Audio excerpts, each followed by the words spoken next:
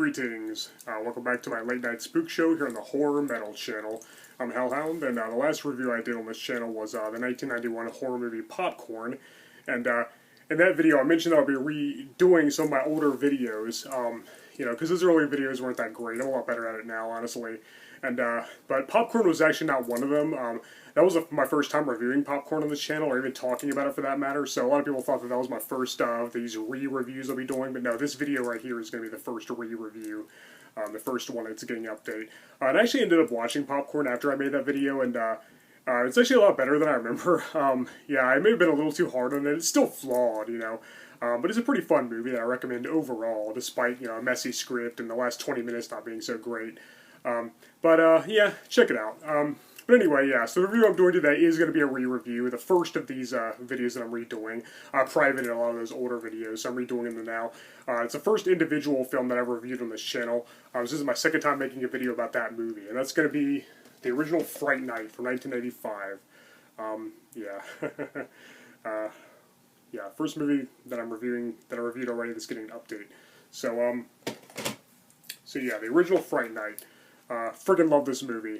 Yeah, and it definitely deserves a better review than the one I gave it 5 years ago. So let's go and jump right in. So yeah, all bow before the greatest vampire movie ever. This is one of my all-time favorites, like I already said. So what's the premise? So basically, a teenage horror fan named Charlie Brewster, played by William Ragsdale, witnesses his new neighbor Jerry Dandridge, played by the awesome Chris Sarandon, growing fangs and feeding off a helpless female victim. Whose dead body is found a few days later. So unfortunately, nobody believes Charlie's story about the undead murderer next door, not even his girlfriend Amy Peterson, played by Amanda Bierce, or his best friend Evil Ed Thompson, played by the hilarious Stephen Jeffries, who kind of reminds me of myself when I was a teenager a little bit. So yeah, after being laughed at by the police, the troubled teen tries to enlist the help of a former actor and TV show host named Peter Vincent, played by the awesome Rudy Mcdowell, who's one of the best parts of the movie. He doesn't believe him at first until he sees that Jerry Dandridge has no reflection in a mirror. And so after Jerry turns Evil Ed into a vampire and kidnaps Amy, Charlie and Peter Vincent grab some wooden stakes and team up to stop the evil bloodsucker once and for all. So yeah, not only is this my favorite vampire movie ever, but it's also my top 5 favorite horror movies ever made. This highly entertaining 80s fun fest is just a blast. And they really don't make them like this anymore, unfortunately. All the actors here are excellent in their roles. Stephen Jeffries as Evil Ed steals every scene he's in, like I said. His over-the-top performance is just a blast to watch, and especially after he becomes one of the undead himself. And of course, Chris Sarandon as Jerry Dandridge is a very suave and charming villain who can be extremely charismatic but menacing at the same time. And Rudy McDowell is always great, too. He's the somewhat cowardly horror host who plays his own movies on his show, Fright Night, which he plays like a Van Helsing type character in those old movies, kind of a tribute to the old Hammer horror films and stuff. He's that type of character in his movies, and Charlie thinks he's like that in real life, apparently. In addition to the perfect casting, this film has just the right blend of suspense, scares, and humor to make for a very amusing and captivating watch.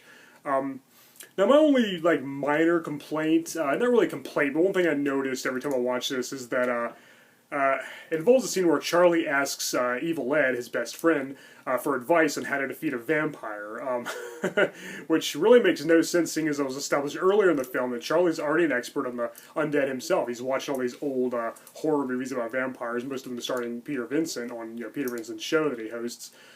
So he should know all this. He should know about wooden stakes and garlic and crosses and all that stuff. So why is he asking Evil Ed for advice? It didn't really make sense. I think they just had to explain it to the audience, I guess. But it's a minor gripe. It doesn't take away any points from this movie at all, which I still consider a masterpiece of non-stop amusement. It still gets a 10 out of 10. Yeah, I just love it. It's one of my favorites. Also, why is, they never really explain why he's called Evil Ed. I mean, they kind of hint that he's interested in horror movies and the occult, but they don't really go into it much. How did Jerry know that he was picked on? It never really shows him being bullied in school.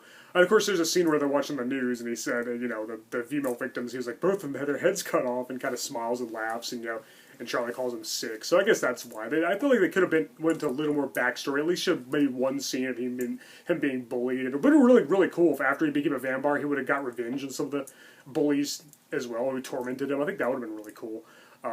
They almost did that in the remake, but they kind of screwed it up. I really didn't like the actor that played Evil Ed in that, McLovin. The rest of the cast is pretty good, too. Okay remake. But yeah, anyway, so yeah, well, that's Fright Night. Freaking love this movie. If you haven't seen it, I cannot recommend it enough. It just gives me a warm, happy feeling. No matter what I'm doing, no matter where I'm at, whenever I watch this movie, I feel right at home. It's just, I'm just in love with it. So yeah, Fright Night. Gotta love it.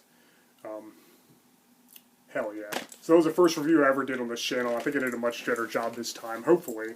I probably repeated myself, some of the things I said in the original video, but that's okay. But anyway, yeah, as you probably already know, was followed by a sequel, Fright Night Part 2, which isn't quite as good as the original. It's, it's inferior to the first film, but it's still pretty good. I think it's underrated. You know, Charlie and Peter Vincent return, and they battle Jerry's sister, Regine, who wants revenge.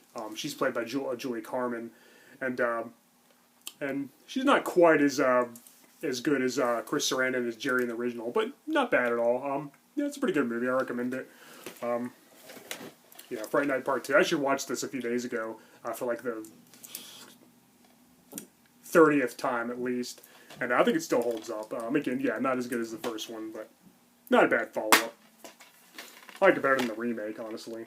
But yeah. So, I already reviewed this one as well on my channel a while back, so check that out if you want.